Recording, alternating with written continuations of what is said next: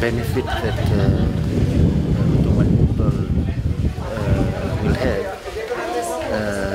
especially when the airport is upgraded. We will be having bigger planes, and a lot of relatives living elsewhere, Fiji and abroad, will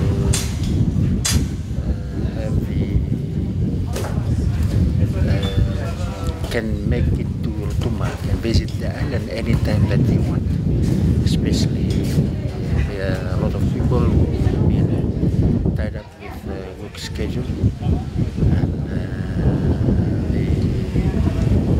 they will find it hard to come to Rotuma and get stranded with the smaller planes.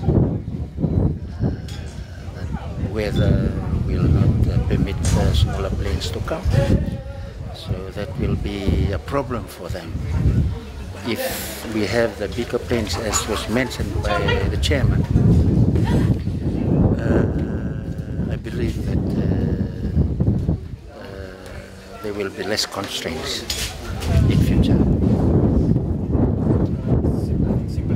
You are saying it's a window of opportunity for the people. Yes. It is an eye-opener for the people of Rotuma. How do you think, like you're saying, some people who stay abroad will get the opportunity to maybe travel because they know that the flight will be restricted due to weather? Yes. What other benefits do you think it will bring to the people of Rotuma? We will have access to other markets, export markets, and traveling out from Rotuma will be easier for the people. We maybe will have in future times tourism, but I believe that at the moment the people of Rotuma are the ones to benefit most. The upgrade itself, opening new doors, opening other development programs for our people. As you can see, the potential that the Rotuma Island has to offer, and with this, the upgrade, this will open things for our people in terms of tourism, in terms of transporting their commodities across to the mainland. As you're all aware that as of now Rotuma is on a bilateral agreement with Tuvalu, and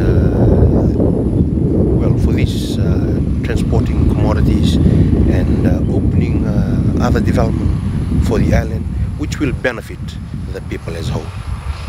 That's, the district officer, you must be really happy to see this day eventually. Yes, very much. As I came here in 2014, the issue of the upgrade of this runway has been there for quite some time, and can see today the presence of the chiefs and the landowners. Majority of our people, they were here. Just indication that to the people of Rotuma, this is something that is very important, something that they've been crying for over the years. And yes, as a district officer, I can proudly say today probably one of my happiest days to see one of these major breakthrough in development. It is a pleasure and an honor for me, together with my fellow board director Jeffrey Shaw and our general manager Isai Tundru, and a few other of our colleagues, to be present here today on such a historical day and such a historical occasion for the people of Rotuma. For, as we have heard from the speakers before me and the master of ceremony and the district officer, for many, many decades, the plan to build a tar-sealed runway in Rotuma has been just a plan. It has been a dream it has been a desire, it has been a wish for the people of Rotuma. But today marks the occasion when we will do the groundbreaking ceremony and commence works for that dream to come true. This morning, when we went to Nandi Airport to board our flight, we did not know whether we could take 6 or 7 people with us. Only until we get to the airport, our weights are measured, and depending on the pilot's call, based on our weights and based on the weather condition, we are told whether 6 people can go or 7 people, or at all. Because if the weather condition is bad, the flight will not come to Rotuma. So that's, in a nutshell, the story about the challenges that the Talatala spoke about that you've had for so long, the challenge of access.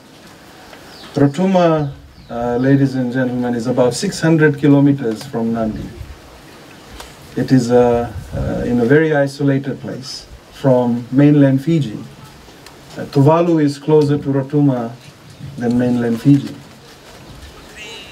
For that reason, it is important that access to Rotuma is made as easy as possible. After these upgrades, the runway will have a capacity to be able to take ATR 72s. ATR 72s, for your information, can transport about 70 passengers. So as you have heard, this morning we struggled not knowing whether 6 or 7 people can come. But with a better runway, you have not only 70 people, which is 10 times, but more certainty that the flight that is scheduled to leave on a particular day will actually leave and arrive in Rotuma. Because weather conditions then will not play as significant a part as it is playing at present.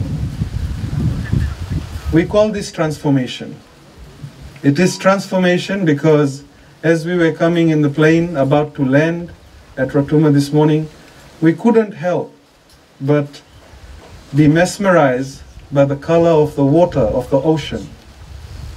That blue, I don't believe any one of us has seen in our lives.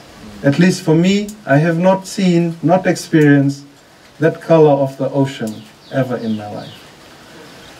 With the transportation to Rotuma becoming easier, we can only imagine the developments that will take place in Rotuma. There could be developments in tourism and other industries. There could be developments in transporting fish. I heard and believe that you have the best lobsters in the world. All of these economies can crop up because once you have access, easier access to transportation, these developments are made possible and made much, much easier. Ladies and gentlemen, and the 7 district chiefs, I'd like to say that none of this would be possible without the vision and support of the government. For your information, there's some important facts for you to understand as well. There is no business case. So usually when people build a runway or an airport, they look at, okay, if I spend so much money, how much money can I get back? In this case, there is no business case to do the runway expansion. The runway expansion will cost us around $13 million estimated. Could be more, could be less, depending on the constraints and challenges that we see from here until completion. The plane that we came in today, it pays a landing fees of about $15, $15.18. So as part of its social obligation, Airports Fiji Limited, as a government-owned entity, subsidizes local air travel in Fiji. $15 is the landing fees for landing into Rotuma this morning. That's what we will get from the aircraft. So the $13 million development is part of our social responsibilities. It is part of the government's push and vision for inclusiveness. It shows that the government is not only concerned with mainstream development, but it wants to include Fijians from isolated places, outer islands, such as Rotuma, so that you can also participate in the developments that Fiji is experiencing. The Honorable President is also from Rotuma. And talking to him the last time and discussing the Rotuma development that was in the pipeline, he was absolutely happy and elated that his home will have better opportunities in the future. As the Tala Tala has said, and he chose the topic very aptly, be safe and keep focused. I think that is so apt for the project that I wish to elaborate a little further on it. This project is by no means going to be easy. Whilst we have started the process, today we are going to do the groundbreaking. The contractor has already mobilized on site. The project is by no means going to be easy. The key challenge to this project is the isolation factor. So if a particular equipment is brought in, it needs to be barged all the way from mainland, over 600 kilometers of water. So if a machine breaks down and you cannot fix it, then you need another machine to come from mainland. If you have issues with the contractor has other issues, they need to perhaps charter a flight to go back to mainland to fix those issues. One charter flight costs $23,000. Today we came this morning, we paid $23,000 to come here and go back. So the point is that there will be many unforeseens for the project. And those unforeseens, those challenges, they're not insurmountable. They can be met through collaboration. I would like to thank the 7 district chiefs and the landowners who've given their consent for the quarry and for the use of the land over here for the development purposes. Without such collaboration, a development such as this nature, which in the long term will benefit the people of Rotuma, it cannot take place. Collaboration with the people of Rotuma, collaboration with our contractor, China Railway 5, thank you. Collaboration with our consultant on board, GHD, collaboration with the district officer, collaboration with the government officials, the Ministry of Lands, the staff and management of Airports Fiji Limited, Fiji Link, that brought us here safely today in such a pleasant flight. I must thank the pilots for that.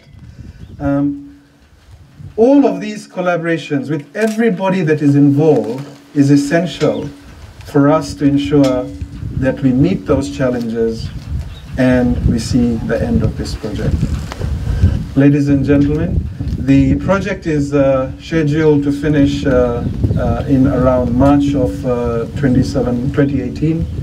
And as I have alluded to earlier, it is at a cost of around $13 million.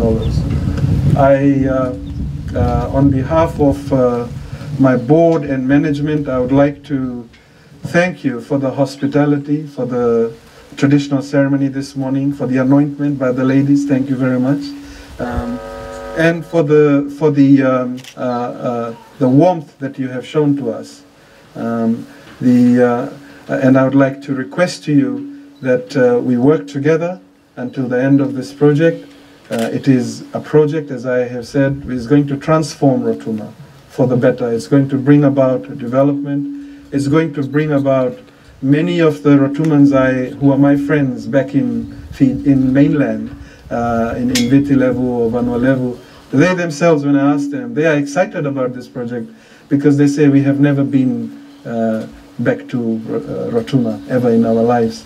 So they've been born in, say, Nandi or Suva, and they have never come to Rotuma. So they are excited because with the greater frequency of travel, they will be able to afford and be able to come here more easily. So